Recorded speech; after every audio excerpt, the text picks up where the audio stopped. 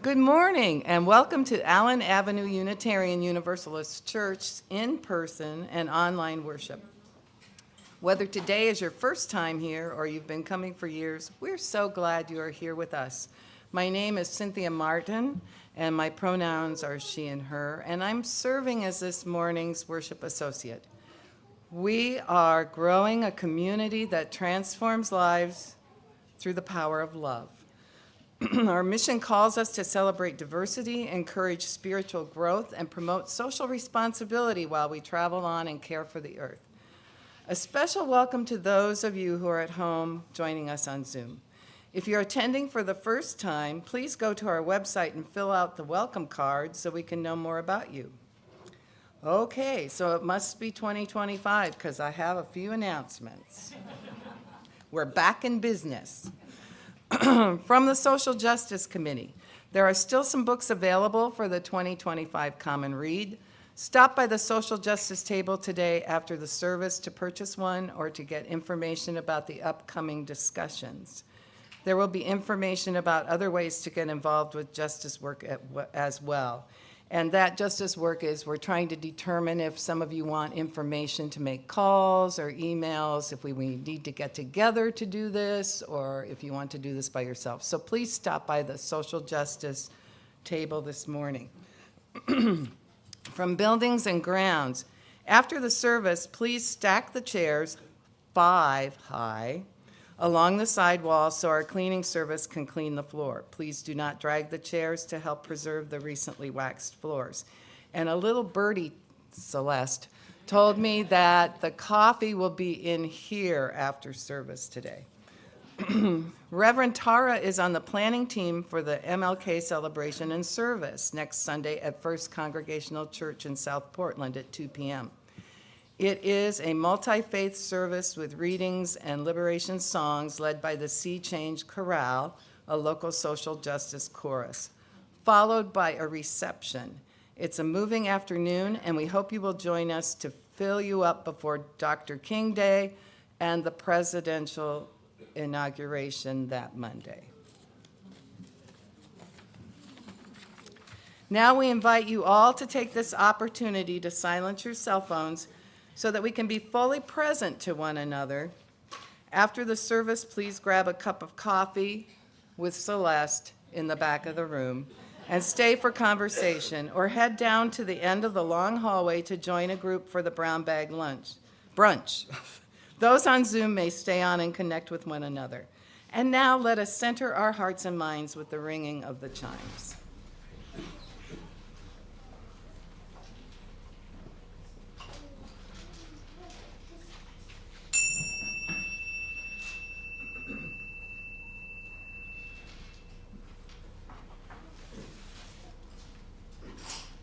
Good morning.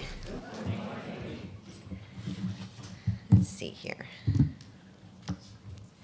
I don't need my script to introduce myself. My name is Reverend Tara.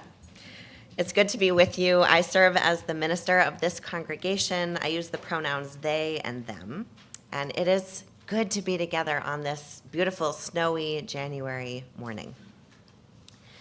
You may have noticed Emily rounding up kids and whisking them away right before we began. Our children and youth are taking the full hour for religious education programming this morning as they embark on the 4th annual session that happens on one of the Sundays near MLK weekend, Building the Beloved Community Fort, where they build a structure that represents both Dr. King's vision of the beloved community, as well as welcoming and community-building practices in Unitarian Universalism. This has been done before outside in the woods, inside with tables, chairs, and fabric and fans, and this year, using Legos. So pop your head down at the end of the service and see what they've created. This is the time of year where we reflect even more than usual on building the beloved community. As we celebrate next weekend the life and legacy of the Reverend Dr. Martin Luther King Jr. and his vision for our world.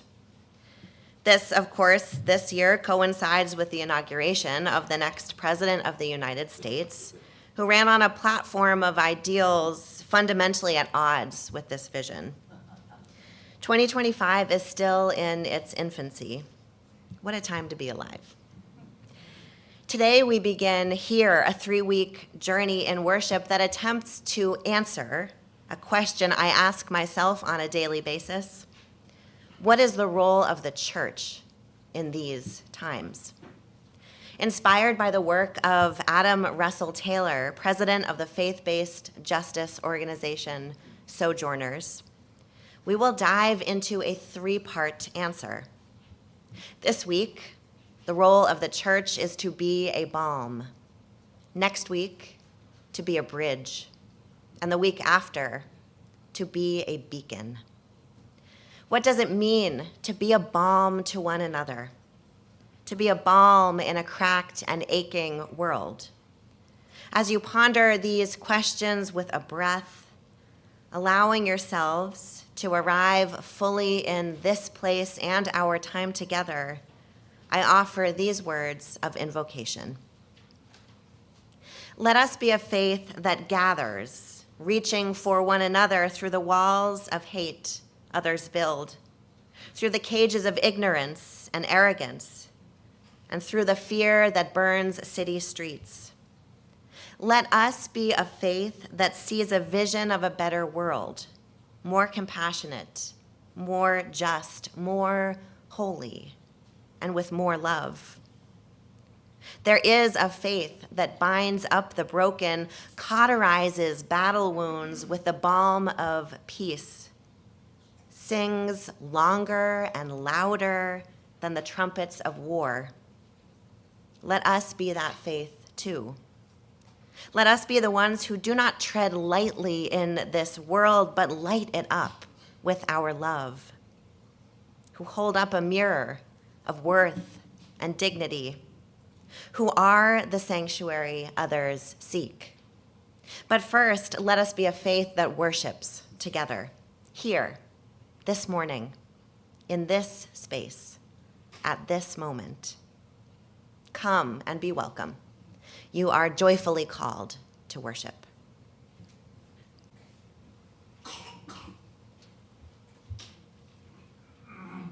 As we light our sanctuary chalice this morning, those joining on Zoom are invited to light a chalice or candle near you to connect us more deeply with one another.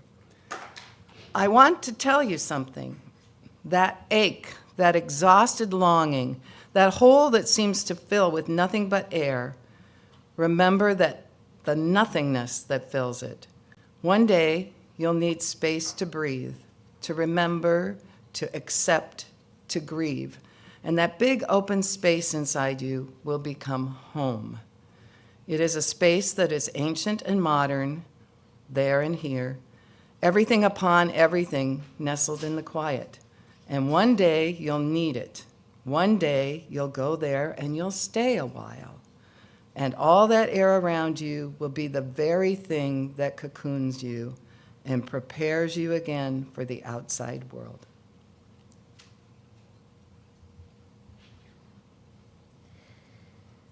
We light a second candle this morning, a candle of community, as we hold in our minds and hearts those affected by the ravaging fires in Southern California this week.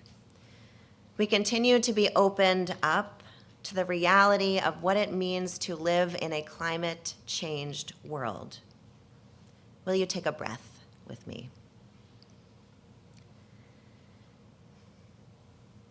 Our opening hymn is going to be up on the screen only because it's another new one to us. Come to me, O weary traveler. Dale will play it through once so you can hear the tune, and then you're invited to rise in body or in spirit as we sing together.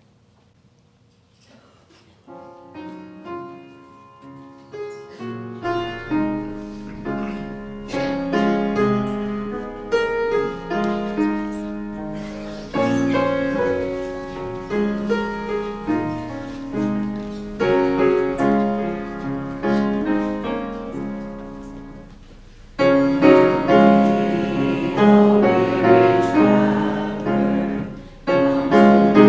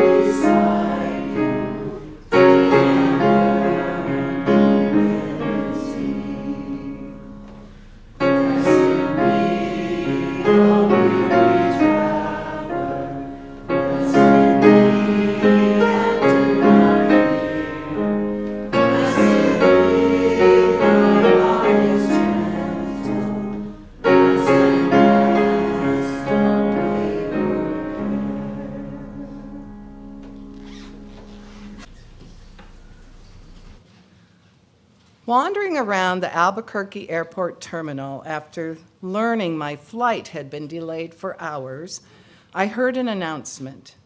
If anyone in the vicinity of gate A4 understands any Arabic, come to the gate immediately. Well, one pauses these days. Gate A4 was my own gate. I went there. An older woman in full traditional Palestinian embroidered dress, just like my grandma wore, was crumpled to the floor, wailing. "Help," said the flight attendant. "Talk to her. What is her problem? We told her the flight was going to be late, and she did this." I stooped to put my arm around the woman and spoke haltingly. "Shudawa, shubidik habidibiti, stani shwe, minfluk shubit sui." The minute she heard my words, she knew, however poorly. She stopped crying. She thought the flight had been canceled entirely.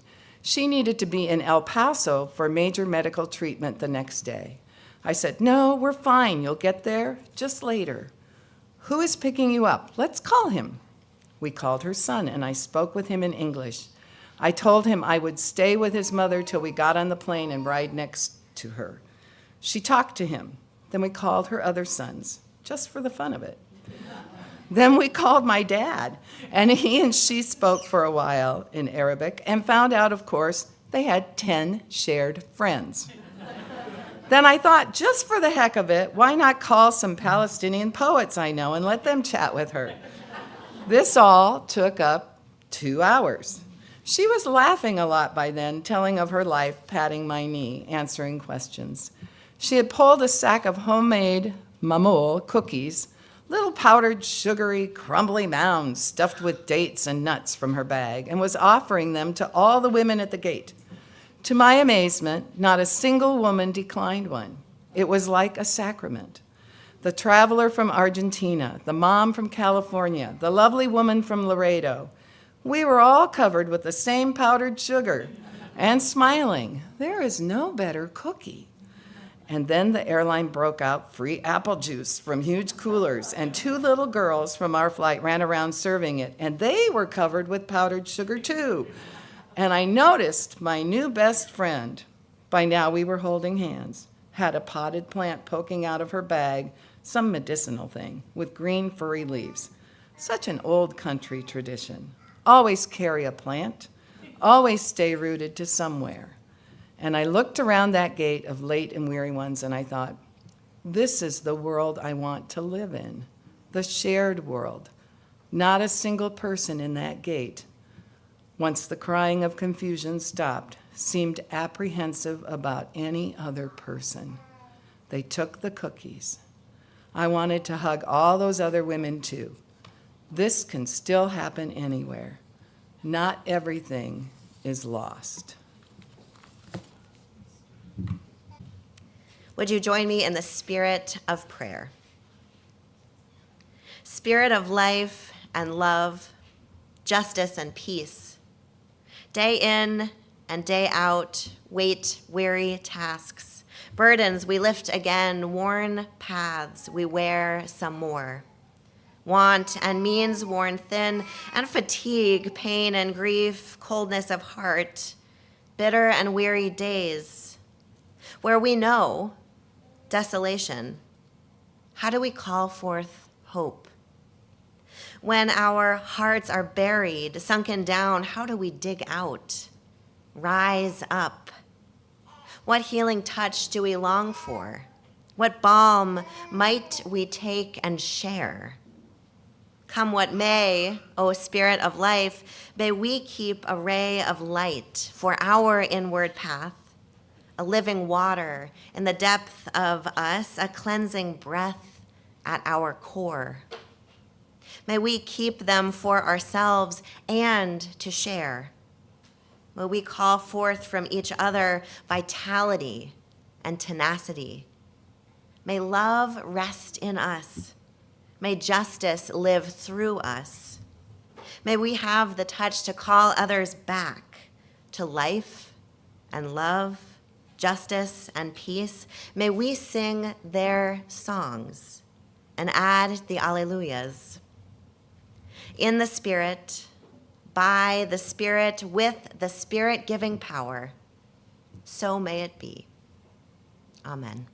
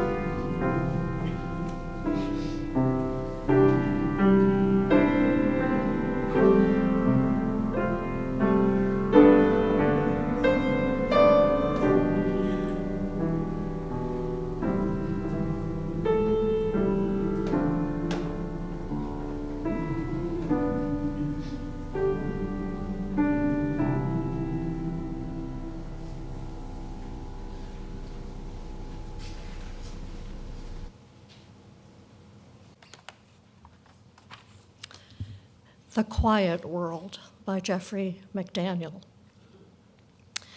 In an effort to get people to look into each other's eyes more, and also to appease the mutes, the government has decided to allot each person exactly 167 words per day. When the phone rings, I put it to my ear without saying hello. In the restaurant, I point at the chicken noodle soup. I am adjusting well to the new way. Late at night, I call my long-distance lover, proudly say, I only used 59 today. I saved the rest for you. When she doesn't respond, I know she's used up all her words. So I slowly whisper, I love you, 32 and a third times. After that, we just sit on the line and listen to each other breathe.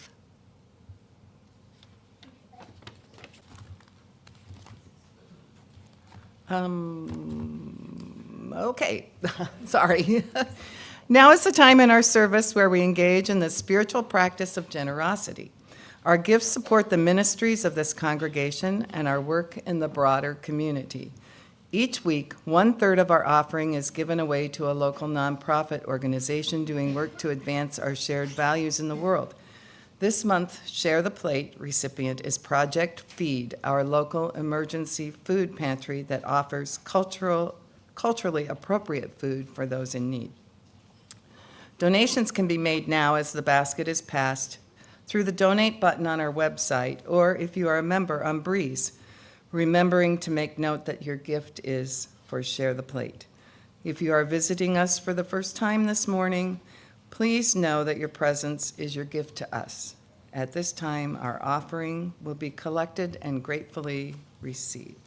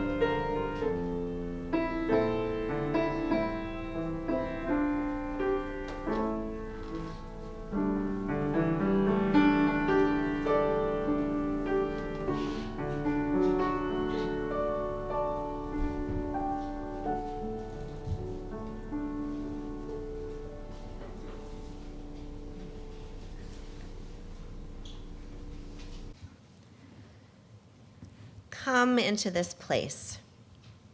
There are healing waters here, and hands with soothing balm to ease your troubled days. Bring your wounds and aching hearts, your scars too numb to feel. Your questions and complaints are all welcome here. Rest a while. Let the warmth of this community surround you, hold you, heal you. When you feel stronger, just a bit, notice those who need you. They are here. They are everywhere. Weep with them. Smile with them. Work with them. Laugh along the way. Pass the cup. Drink the holy fire. Take it with you into the world. We are saved, and we save each other again and again and yet again.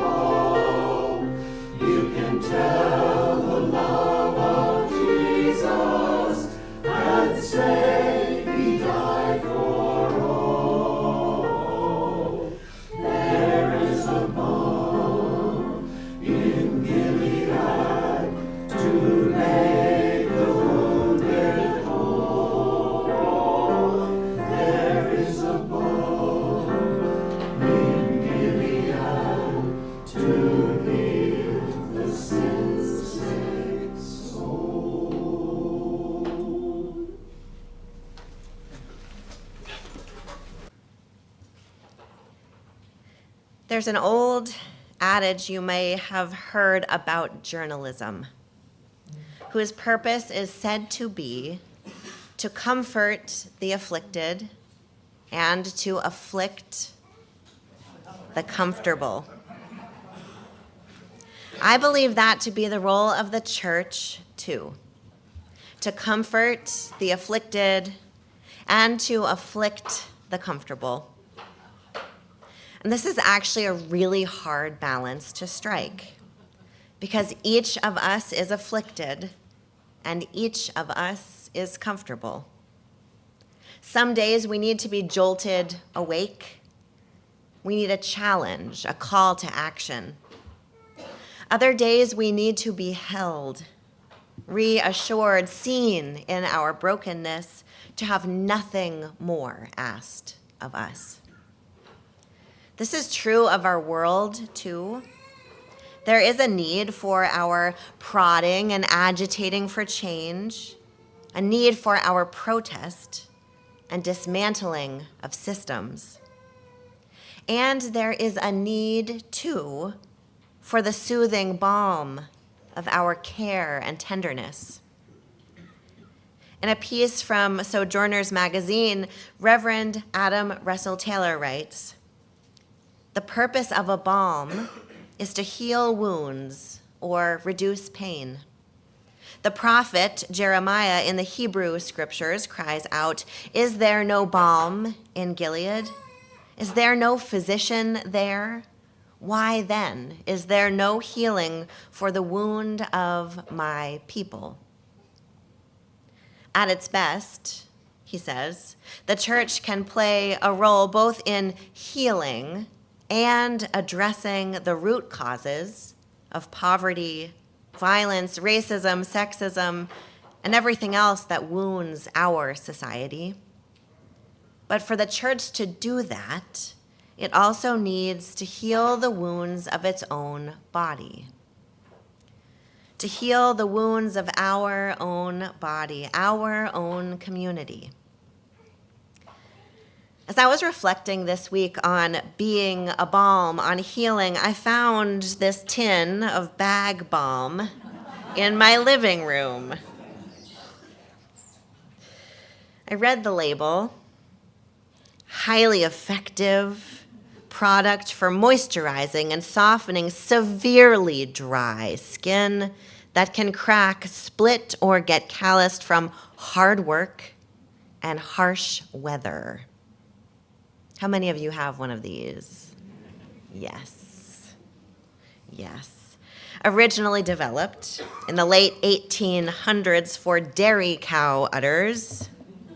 I've used it with horses too, on their dry and cracked winter fetlocks.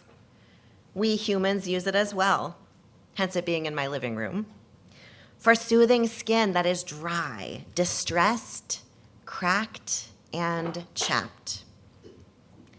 My metric for a good metaphor is how much of an unexpected deep dive it sends me in order to get some mileage out of it. Given the length of time I spent on Friday reading about the difference between balm and lotion, I'd say church as a balm is a pretty strong metaphor. Turns out that lotion is for hydrating dry skin, but has a pretty high concentration of water, so you have to keep putting it on. Balm has little to no water in it. It's much more concentrated. So the hydration and moisture a balm provides is much more intense, which is why it's good for hands that are not just dry, but chapped and cracked and broken open. I'd say some of our lives and the lives of some of our neighbors have surpassed dry and entered the territory of distressed, chapped, and cracked, pushed across a threshold by loss and grief, anxiety and fear, ongoing struggles that just won't let up. It's hard to be the hands of justice when your skin is cracked open and your knuckles are bleeding. So we must be each other's balm, intense healing formula for brokenness of heart, spirit, bank, family, hope. The church must care for the direct, physical, spiritual, and emotional needs of her members and friends within and beyond the sanctuary walls. This looks like bearing witness to one another's pain without jumping in to solve or fix, being a presence of non-judgment and deep listening, believing people, receiving them and their stories with a spirit of compassion. Have you ever had someone listen to you who made you feel these two things, like you were the only person in the room and that they had all the time in the world? There is a power to this depth of listening and bearing witness, seeing and hearing another's pain and not looking away. That doesn't fix what's wrong, but offers healing and hydration to a chapped and cracked heart. Being a balm can also look like offering direct material comfort and service, feeding hungry people, collecting blankets and socks for the unhoused, carrying Narcan to reverse an overdose, helping New Mainers integrate into the community by tutoring English and giving rides, offering space for 12-step programs, teaching classes in prisons and writing letters to inmates, sitting at the end of the phone line and listening to each other breathe.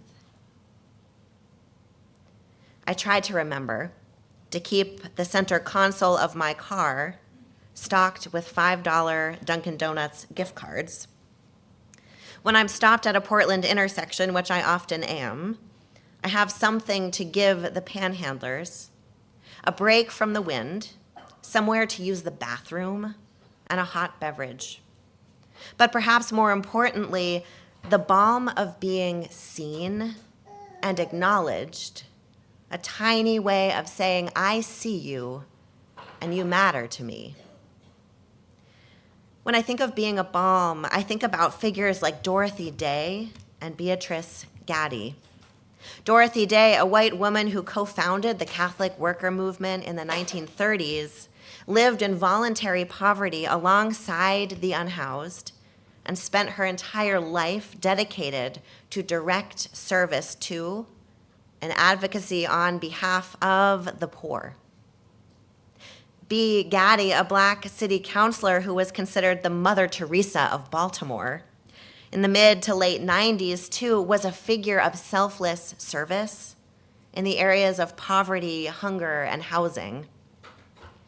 Much of the work that Dorothy Day and B. Gaddy did, much of the work that I do and that we as a community do, fails to fix the problems of our world. They are Band-Aid responses for massive systemic problems. My $5 gift cards don't change the reality of Portland's affordable housing and wealth disparity crisis. Just like giving rides to medical appointments doesn't change the brokenness of our healthcare system, but they still matter. They still matter. It matters that we be a community that chooses to ease the suffering of the person right in front of us, no matter the reason for the suffering. It matters that while injustice and polarization and hatred absolutely rage on, that we offer ourselves to this world as it is, as micro respite stops, as a balm of healing and a balm of care. Being a balm, Reverend Taylor notes, also requires a deep commitment to reconciliation, telling the truth and repairing relationships broken by injustice. As humans and as an institution created by and made up of humans, we as individuals and as the church have fallen short many times of our aspiration to be a people of fierce hope and radical inclusive love. We have centered ourselves and pushed others to the margins. We've been exclusive in order to maintain our own comfort.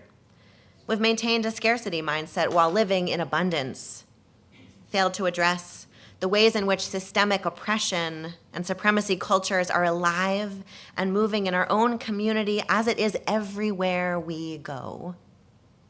We've made a million mistakes and hurt each other's feelings and said things we wish we could take back, sometimes doubling down instead of apologizing, because the truth is so very hard. Of course we have. Of course we have. That's what people do. But as Unitarian Universalists, as a people called to be a balm in this world, we get to practice reconciliation. We get to tell the truth. We get to right wrongs and repair relationships. We get to say we are sorry, change our behavior, shift our narrative, reaffirm our values, and model imperfection rooted in steadfast love. We get to forego shallow hope and cheap grace, and instead offer nothing short of the truth. And each time we do this, we apply a healing balm to a cracked and aching world. Much of the time, our work will go unnoticed. It won't be particularly fun or flashy. I mean, look at this tin. It's kind of gross inside, actually. It won't be particularly fun or flashy, but I can promise you, I can absolutely promise you that it matters. That it matters. So in the words of the poet, pass the cup, drink the holy fire, for we are saved and we save each other again and again and yet again. May we be a saving balm of tenderness, witness, care, of a radical and abiding love. May we make it so. Amen. Our closing hymn this morning is number 101 in your gray hymnal or up on the screen, Abide with Me. Dale will play it through once, and then you are invited to rise in spirit or body as we join our voices as one.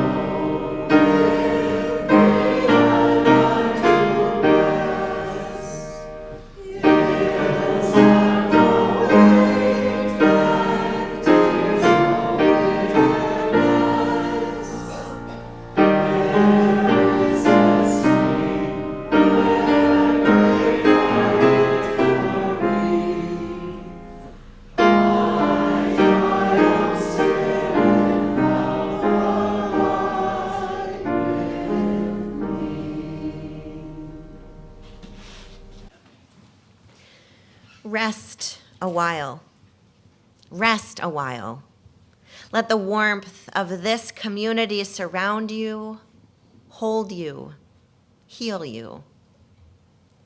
When you feel stronger, just a little bit, notice those who need you too. They are here. They are everywhere. Our worship has ended, and our service begins. Go from this place and be a balm, a blessing to each other and to the world. Go in love.